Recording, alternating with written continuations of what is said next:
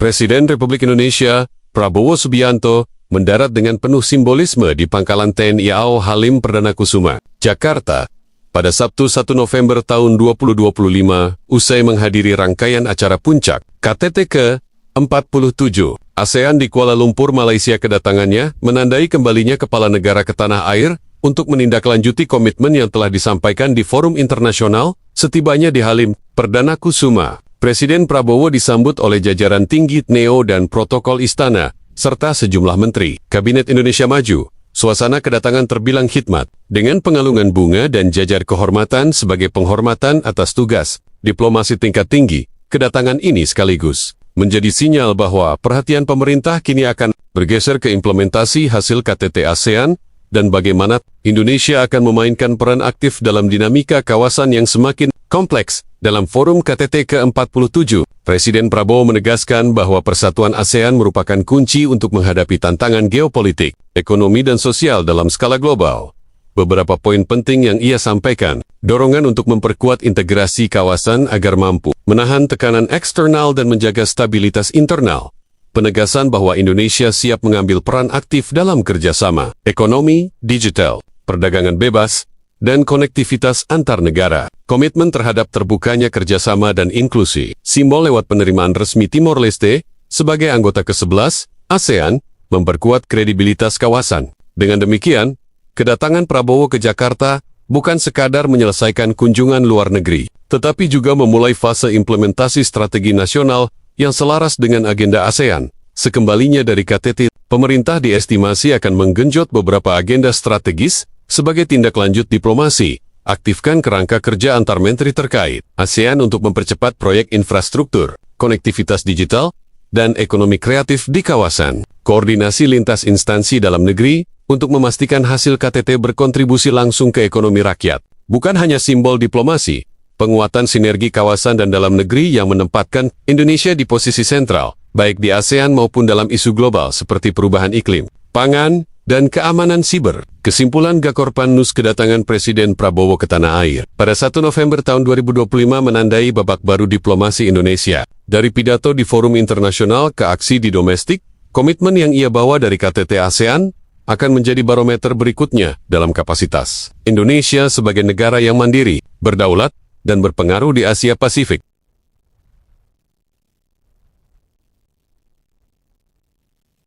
Presiden kelima Republik Indonesia Megawati Soekarno Putri tampil tegas, tajam, dan penuh pesan moral dalam seminar internasional puncak peringatan 70 tahun Konferensi Asia Afrika KA yang digelar di Blitar, Jawa Timur, Sabtu 1 November tahun 2025. Dalam pidato berdurasi sekitar 20 menit itu, Megawati menyentil dua isu besar yang sedang ramai di publik. Soal keaslian ijazah dan integritas aparat penegak hukum.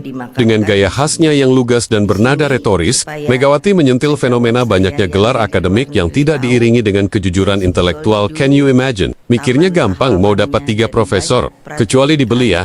Dibeli. Siapa yang beli ijazah? Ujarnya disambut riuh tepuk tangan para peserta seminar.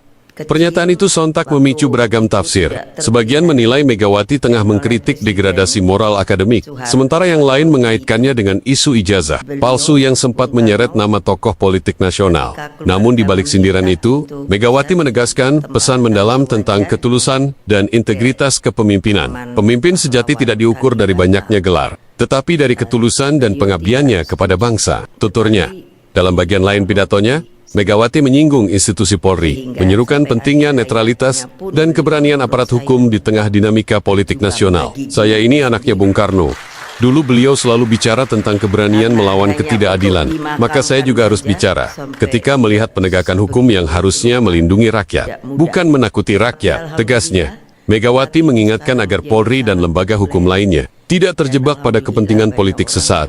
Saya percaya, banyak anggota Polri yang bekerja dengan hati, tapi jangan sampai ada oknum yang menodai kehormatan institusi itu. Kalau polisi tidak dipercaya rakyat, bagaimana negara ini bisa kuat? Katanya lagi, ia lalu mengaitkan isu tersebut dengan semangat asli Konferensi Asia Afrika 1955.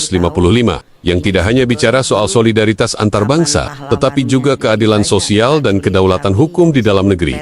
Kita merdeka bukan hanya karena penjajah pergi, tapi karena kita bisa menegakkan hukum dengan adil, tanpa pilih kasih, ujarnya menutup pidato seminar internasional yang bertema Reviving the Spirit of Bandung Unity, Solidarity, and Independence in the New Global Order ini, dihadiri oleh tokoh-tokoh lintas negara, akademisi, mahasiswa dan perwakilan diplomatik dari Asia dan Afrika dalam forum tersebut.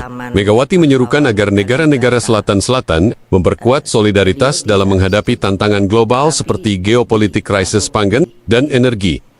Pidato Megawati di Blitar bukan sekadar peringatan sejarah konferensi Asia Afrika, melainkan tamparan moral bagi dunia pendidikan, politik, dan penegakan hukum nasional. Dengan gaya khasnya yang tegas, jenaka, dan berani, Megawati mengingatkan kembali nilai dasar perjuangan Bung Karno. Jujur dalam ilmu, adil dalam hukum, dan berdaulat dalam sikap. Pesannya jelas, kejujuran jauh lebih berharga daripada gelar, dan integritas lebih penting dari jabatan. Taman Makam Pahlawan juga bukan lebih terkenal dengan makam yang namanya Proklamator Bangsa Bung Karno. Ketua Umum Projo Budi Ari Setiadi menegaskan bahwa organisasi yang lahir dari semangat relawan pendukung Joko Widodo itu belum bertransformasi menjadi partai politik. Hal tersebut ia sampaikan saat menghadiri pembukaan Kongres ketiga Projo di Hotel Grand Said Jaya, Jakarta Pusat, Sabtu 1 November tahun 2025. Dalam pernyataannya, Budi Ari menepis anggapan bahwa langkah-langkah Projo belakangan ini mengarah pada pembentukan partai baru. Ia menegaskan, fokus utama Projo saat ini adalah memperkuat basis kerelawanan dan memastikan kesinambungan pembangunan nasional di bawah pemerintahan Presiden Prabowo Subianto. Kami ini tetap relawan, tapi relawan yang punya visi besar untuk menjaga warisan pembangunan Presiden Jokowi, sekaligus mendukung agenda Presiden Prabowo. Jadi, belum ada rencana menjadi partai politik, ujar Budi Ari di hadapan awak media. Meski begitu, ia tak menutup kemungkinan Projo akan mengganti logo dan melakukan pembaruan identitas organisasi, menyesuaikan arah gerakan di era baru kepemimpinan nasional. Logo bisa berubah, tapi semangatnya tetap sama, semangat gotong royong untuk Indonesia maju. Tegasnya, Kongres ketiga, Projo kali ini mengusung tema melanjutkan energi perubahan untuk Indonesia, EMAS 2045, dan dihadiri oleh sejumlah tokoh politik nasional, serta perwakilan relawan dari berbagai daerah.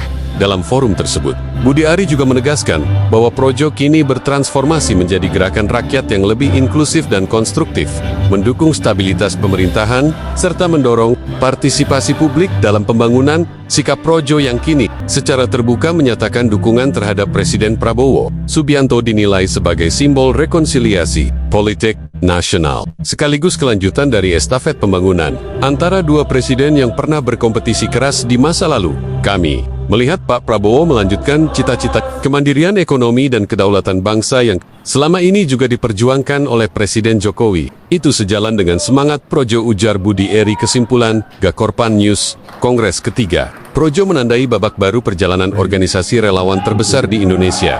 Meski belum berubah menjadi partai politik, arah dukungan terhadap Presiden Prabowo Subianto menunjukkan Projo ingin tetap relevan dalam dinamika politik nasional, menjaga kesinambungan antara era Jokowi dan era Prabowo menuju visi besar Indonesia, EMAS 2045.